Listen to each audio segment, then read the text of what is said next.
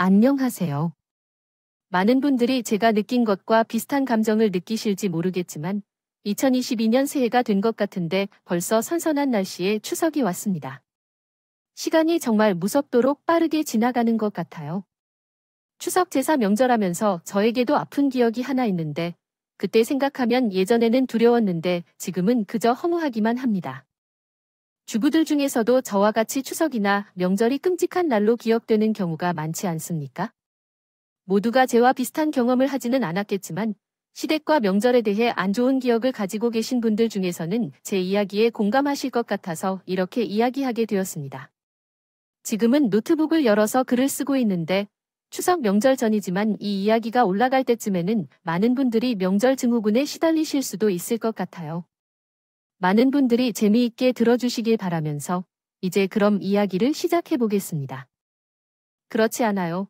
모든 것이 그렇지는 않겠지만 제 나이 또래들에게는 대부분 우리나라의 가정 환경이라고 하면 일단 가부장적인 아버지와 세심하게 집안일을 하는 어머니를 떠올릴 것입니다. 그러나 제 집은 전혀 다릅니다. 제 부모님은 제가 어렸을 때부터 둘 다 일하셨고 바빠하셨어요. 그럼에도 불구하고 우리 남매에게 부모님으로서의 역할을 소홀히 하는 일은 없었습니다. 아버지는 평범한 회사원이셨고 어머니는 소규모 사업을 하셨어요. 지금은 두 분이 시골에서 전원주택 생활을 하고 계십니다. 저도 미래에는 남편과 함께 전원 생활을 하는 게 꿈이에요. 제 집은 가부장적이기보다는 아버지가 살림을 좋아하셔서 요리와 청소, 빨래도 맡아서 하셨습니다. 어머니는 항상 아버지와 같은 사람을 만나라고 조언을 해주셨어요. 영주야, 당신은 미래에 뭐를 하고 싶니? 나도 사업을 하고 싶어. 저는 액세서리를 좋아해서 액세서리 디자인을 하고 사업을 할 거예요. 제가 아직 중학생인데도 이미 명확한 목표를 가지고 있으니 엄마는 기뻐하셨어요. 엄마와 닮아서 그런 걸까요? 우리 딸은 열정적이고 근면한 아이예요. 꼭 그 꿈을 이룰 거예요. 그리고 엄마와 같이 우리 아빠의 꿈을 응원해주는 가정적인 사람을 만나야 한다고 말씀해 주셨어요. 외할아버지란 사람을 만나면 안 된다는 건 당연하죠. 우리 외할아버지는 정말 가부장적이고 무기력적인 사람이었습니다. 중학생 때 그래도 제가 기억하는 것은 명절에 외가댁에 갔을 때 엄마와 할아버지가 싸우는 모습입니다. 할아버지는 엄마를 독종이라고 말씀하십니다. 엄마는 매우 강인한 성격을 가지고 있어서 자기가 하고 싶은 대로 하겠다며 너희 엄마처럼 살지 말라는 말씀을 들었습니다. 제 친정 엄마는 이런 말씀을 듣고 화를 내셨습니다.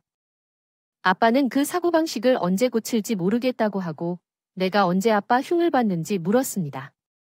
이후로 명절에도 시댁에도 안 가고 엄마, 아빠, 그리고 제 남동생과 함께 집에서만 보낼 계획입니다. 우리 딸이 대학을 가지 않아도 되는 것 같아요. 라며 포기하더라도 건설적인 말씀을 해주실 때가 있었죠. 그렇게 저는 가족의 지지와 사랑 속에서 내가 선택한 길을 걸어 나갔습니다. 생업에 종사하려 하고 처음에 취업하여 일을 시작. 전혀 어렵다고 생각된 일이 없었으며 오히려 즐거운 날이었습니다. 어머니의 사업 또한 원활해지고 동생은 대학에 접수되어 명문당으로 진학했습니다. 그 당시에 부모님이 다시 한번 건설적인 조언을 해주시면서 이야기를 하셨죠. 영주야, 이제서야 일을 그만하고 싶다고 물으셨어요. 이렇게 재미있는 일을 왜 그만할 생각을 하시나요? 사람들은 각자의 길이 있다고 생각해요. 우리 부모님, 영식이는 대학에 가서 공부하는 게 적성에 맞는 거고 저는 이런 일을 하는 게 맞다고 생각해요. 걱정 마세요. 잘 할 거예요. 부모님은 제 판단을 신뢰해 주셨어요. 저는 액세서리 도매업을 하면서 관련된 인맥도 많이 쌓았죠. 날이 갈수록 정말 즐거웠어요. 저는 알뜰히 돈을 모아서 23살에 작은 액세서리 가게를 열었어요. 어릴 때부터 그랬던지 사업에 도전하는 것에 두려움을 느끼지 않았어요. 처음에는 온라인으로 제 액세서리를 팔았어요.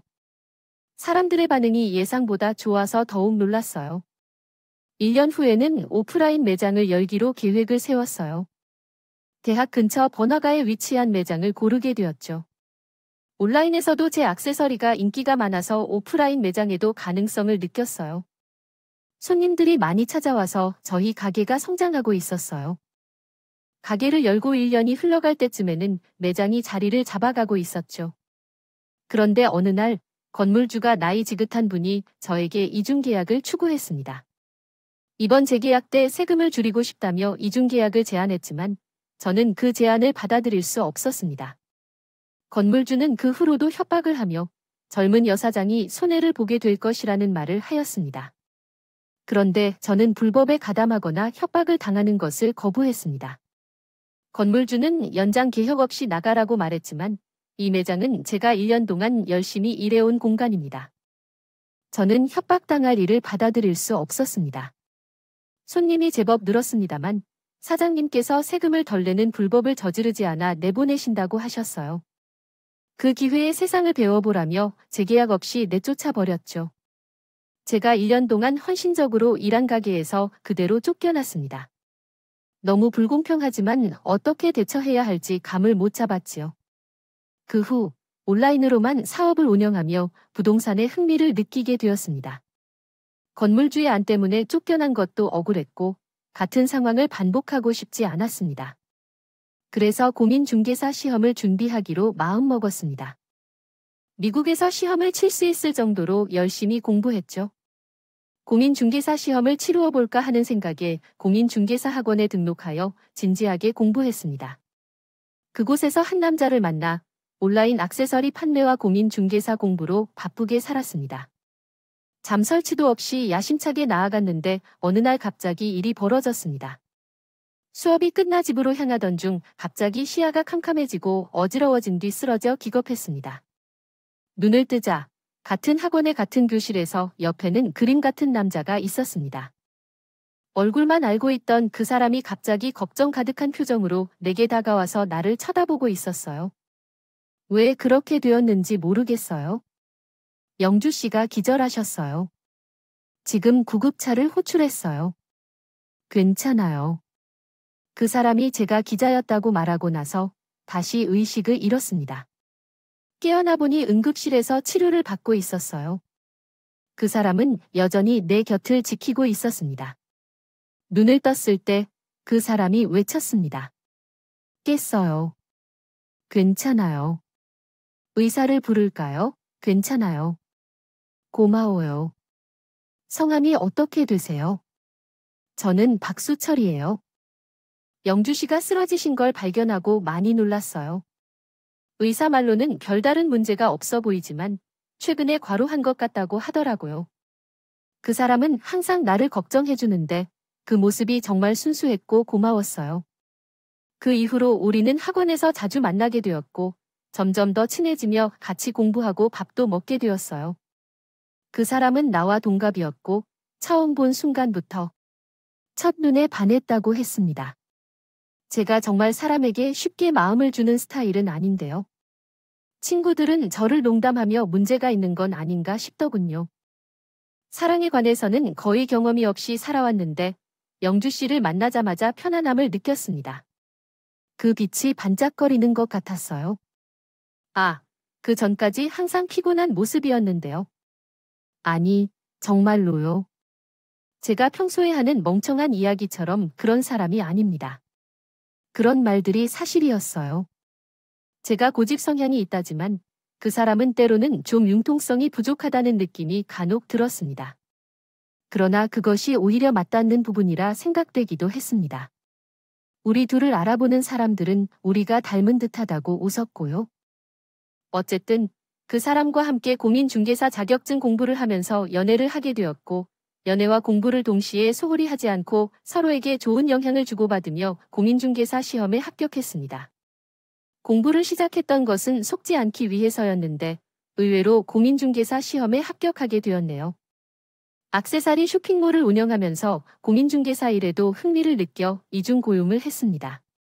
남자친구 역시 공인중개사로 일하고 있죠. 처음에는 부업으로 시작했지만 저에게는 우선순위로 액세서리 쇼핑몰이 있었습니다. 동시에 공인중개사로 일하면서 부동산 지식을 쌓아가며 어디에 가게를 오픈할지를 고민했어요. 항상 남자친구와 이런저런 고민을 나누곤 했죠. 어떻게 하지만 그냥 건물을 사야 할까? 이야기하던 중 남자친구는 융통성이 없다는 말에 당황스러워했어요. 건물을 사야 한다면 우리가 모았던 돈과 대출을 합치면 경매로 나온 건물을 살 수 있을 거야? 당신 말처럼 남자친구의 제안에 조금 당황했죠. 그런 생각이라니, 나랑 이별하려는 거야? 남자친구가 놀란 표정으로 물었어요. 저는 그런 생각 전혀 없어요. 그 이유는? 저는 한숨을 내쉬며 말을 이었습니다. 저는 결혼하고 싶지 않아요.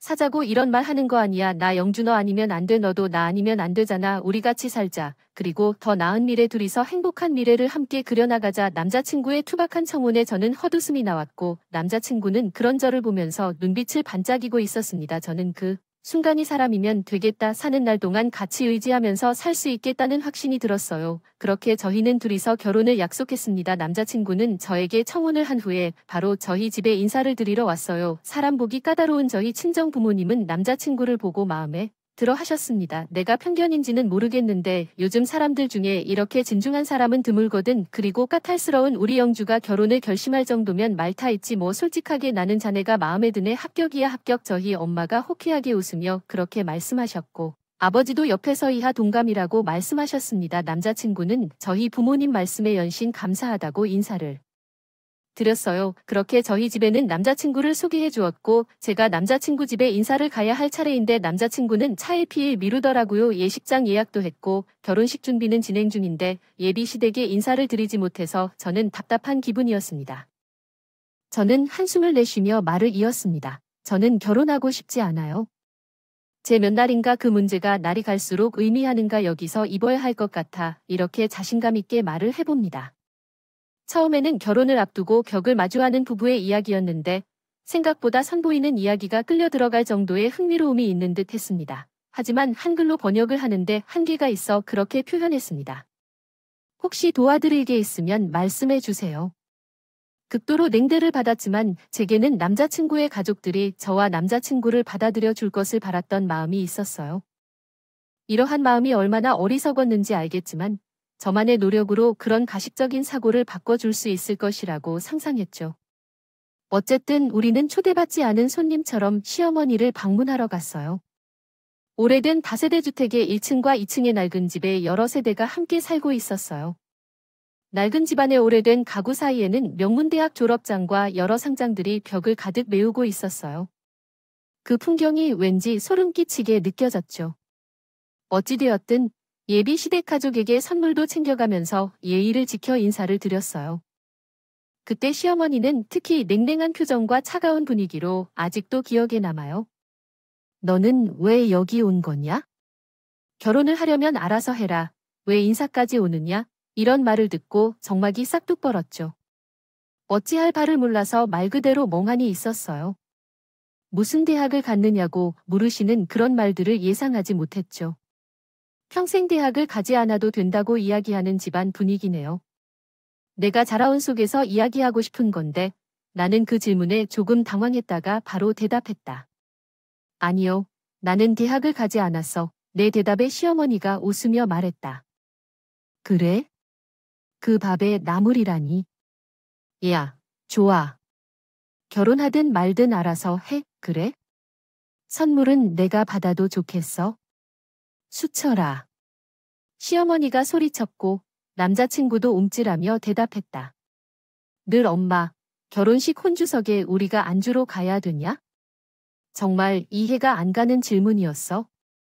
막내가 결혼식을 한다고 하는데 혼주석에 가져야 할까? 지금 돌이키면 이상한 질문이라고 생각되는 걸로 생각이 들었어. 어떻게 내 아이에 대해 그런 식으로 이야기할 수 있는 거지? 시부모님 앞에서 아무 말도 못하는 남자친구를 보며 나는 그를 지켜주어야 할 것 같았어. 우리는 결혼 전에 함께 건물을 공동 명의로 매입하기로 했고 남자친구는 신중히 모아온 돈으로 30평 아파트에서 신혼생활을 하기로 했다. 결혼식은 상견례 없이 진행했고 우리 부모님께 솔직하게 말하고 이해를 구했다. 우리 친정 부모님도 처음에는 황당해했지만 결국 우리 결혼식에 참석해 주었다. 곧극을 먹으며 눈물을 흘리듯 죽상으로 결혼식장에 들어왔습니다. 거대한 예식장을 보고 눈이 휘둥그레져서 남자친구 아니 남편에게 말했습니다.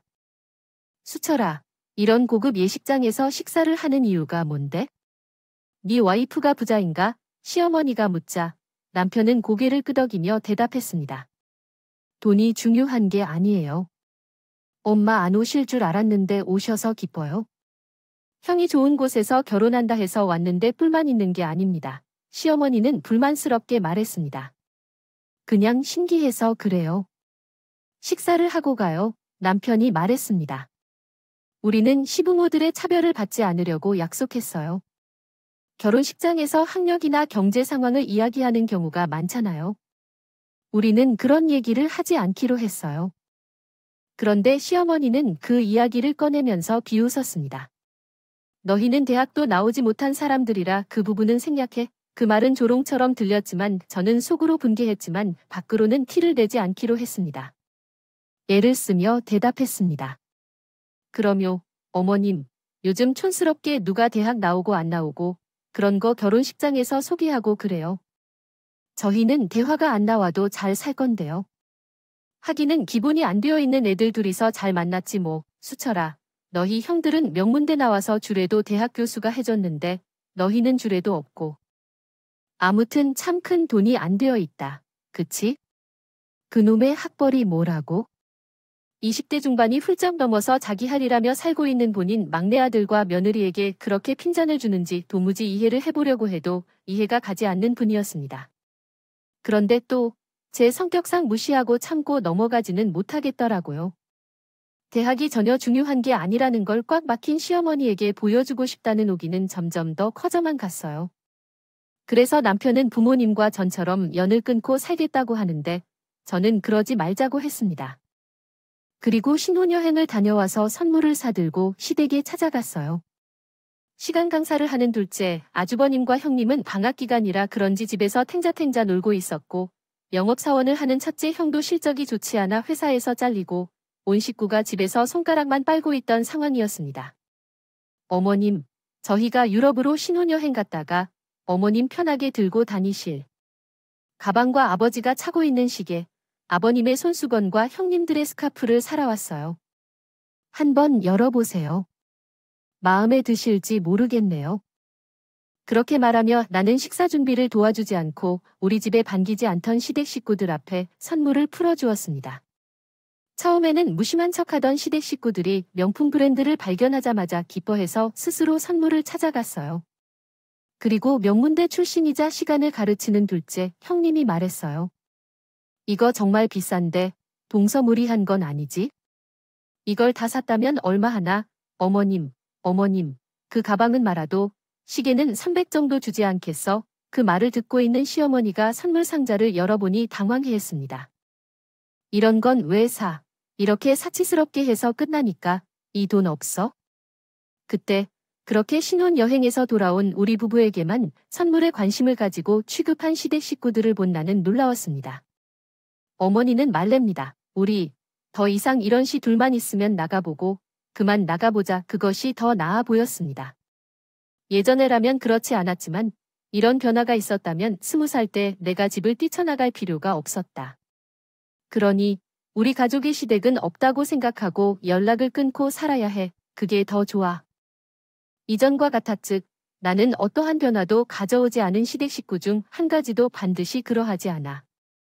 시어머니의 생각을 뜯어 고쳐주겠다고 오기를 부렸을 텐데 그날은 저도 맥이 빠져서 고개를 끄덕이며 대답했습니다. 그래, 수철 씨 말이 맞다. 내가 괜한 짓을 한 것 같아. 수철 씨 그냥 우리 더 상처받지 말고 우리끼리 잘 살자.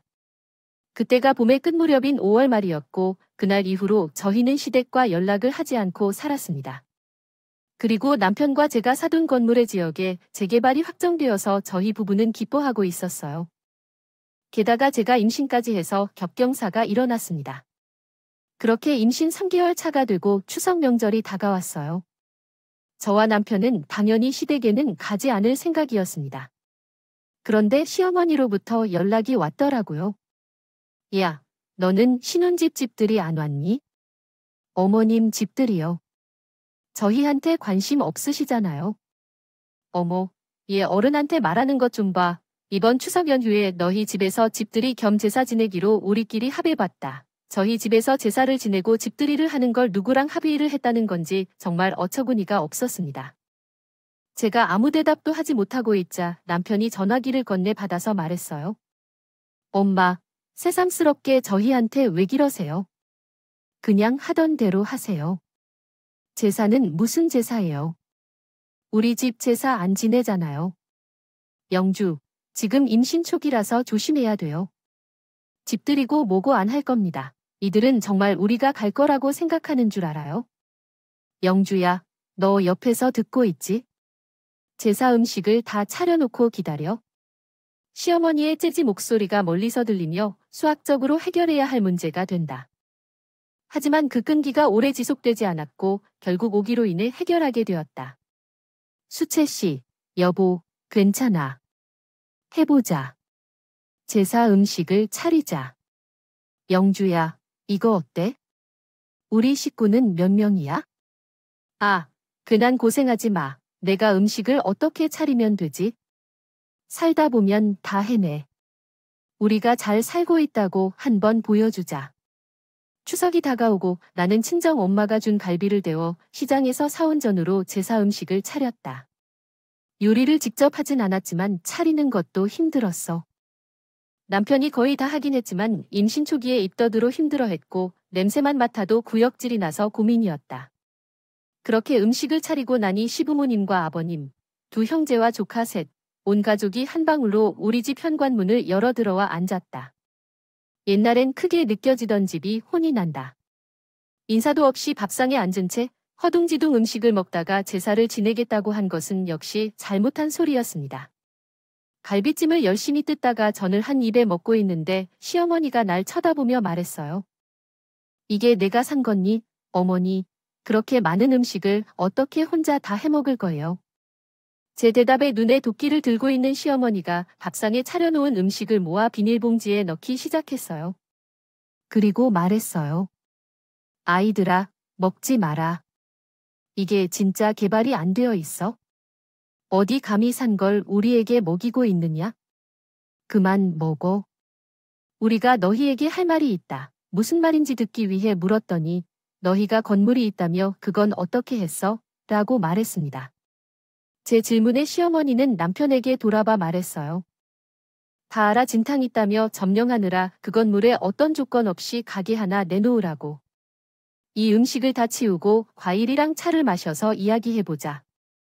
대학에 들어간 우리 소중한 며느리들은 손가락 한 개 까딱하지 말고 근본이 없는 건달이니까 너 혼자 다 치워오고 과일이랑 차 좀 가져와. 시어머니가 이렇게 욕을 하면서도 참지 않은 나도 본 제목 켜지더라고요.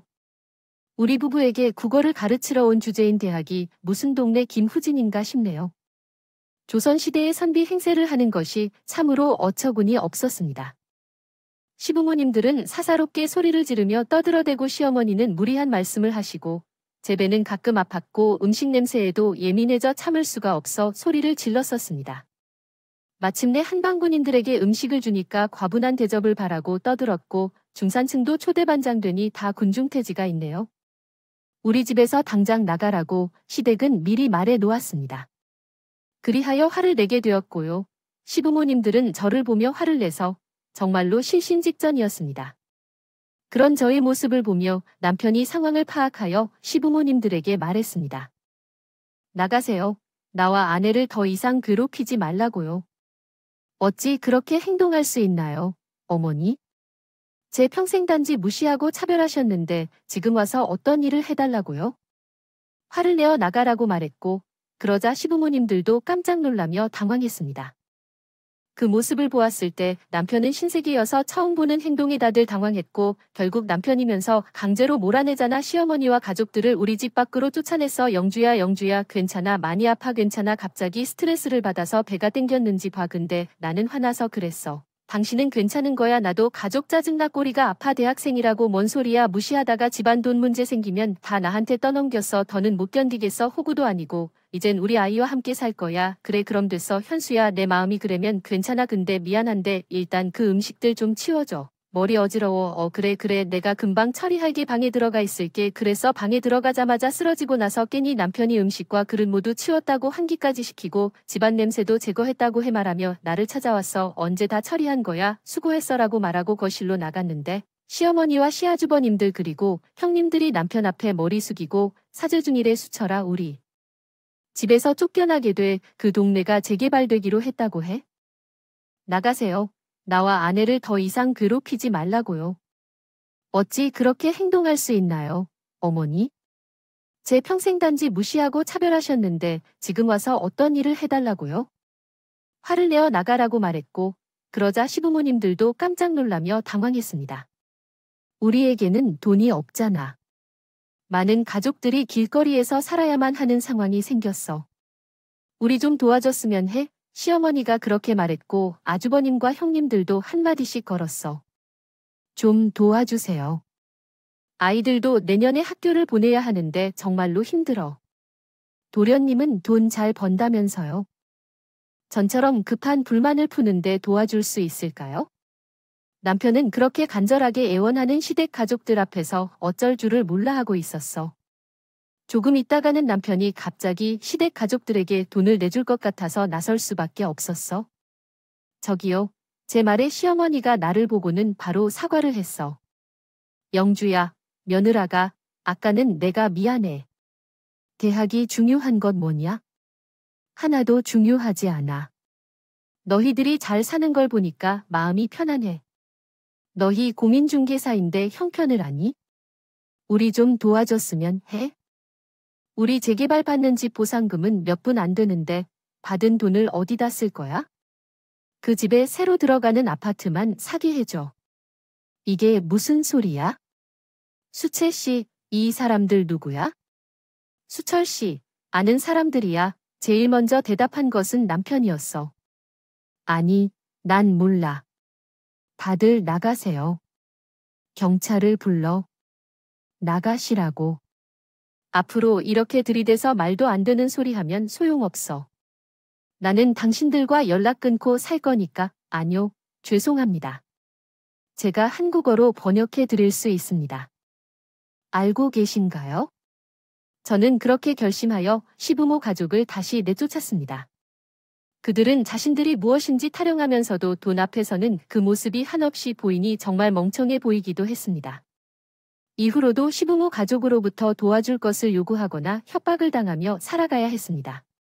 그러나 우리 부부는 절대로 시부모 가족을 신경 쓰지 않고 나중에는 완전히 그들을 무시하고 모르는 곳으로 이사를 가게 하여 연락을 끊었습니다. 남편은 그때의 일로 계속 저에게 미안해하고 있지만 더는 그렇지 말라고 합니다.